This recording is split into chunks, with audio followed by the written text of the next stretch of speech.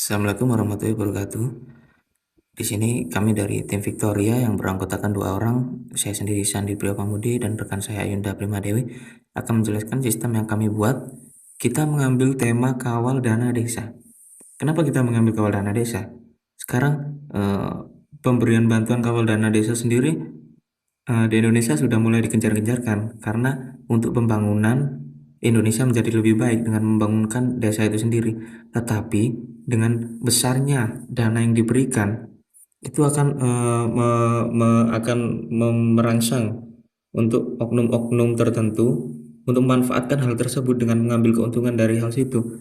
Oleh karena itu, kita akan mengawal dana desa dari pemerintah hingga turun ke desa itu sendiri dengan transparansi data dan juga dengan aktivitas antara masyarakat dan juga pembagian dana desa itu sendiri.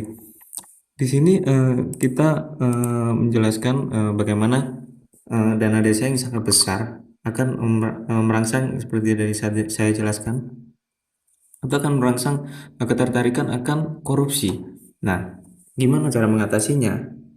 Karena dana desa itu sendiri akan disalurkan ke masyarakat oleh pemerintah, tapi pemerintah daerah. Nah, di situ mungkin bisa terjadi pengkorupsian dana. Nah, kemana aja larinya alokasi dana? Kena pajak berapa persen?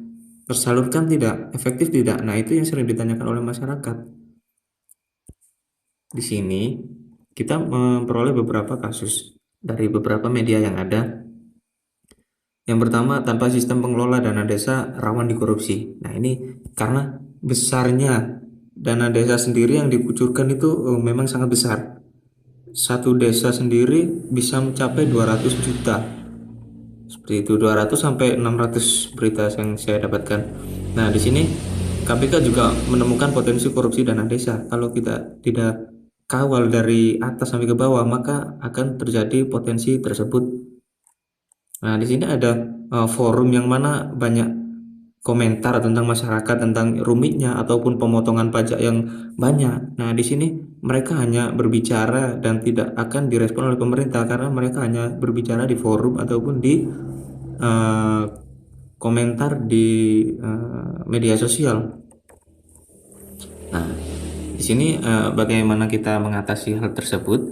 Sistem yang kami buat ini memiliki keunggulan yang mana langsung berhubungan dengan masyarakat. Jadi masyarakat bisa menghubungi atau komplain bagaimana penyaluran dana desa yang bagus ataukah masih kurang, yang masih dirasakan kurang. Kemudian masyarakat juga bisa berkontribusi. Jadi maksud berkontribusi di sini adalah masyarakat bisa mengajukan ide atau gagasan untuk memanfaatkan dana desa itu sendiri, misalkan memajukan UKM yang ada, kemudian mengatur dana ada di desa, misalkan untuk pembangunan masjid ataupun pembangunan jembatan. Nah, itu masyarakat bisa langsung mengupload ide-idenya disertai dengan lampiran jelasnya.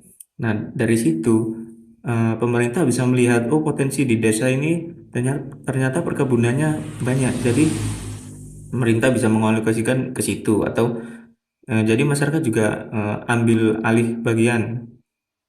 Nah, di sini masyarakat juga bisa melihat transparansi data yang ada. Jadi dari pemerintah misalkan dikucurkan dana sebagai berikut sekian.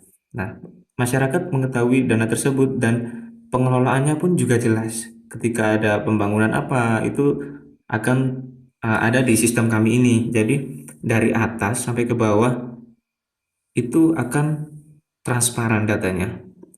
Kita juga memberi fasilitas untuk masyarakat untuk berkontribusi, baik itu memberikan usulan ataupun melaporkan penyelewengan atau dugaan penyelewengan. Nah, seperti itu. Sistem kami menghandle hal tersebut. Mungkin berikut seperti itu ide yang ada dalam sistem kami ini. Selanjutnya nanti akan dijelaskan pada pengimplementasian pada video selanjutnya. Terima kasih.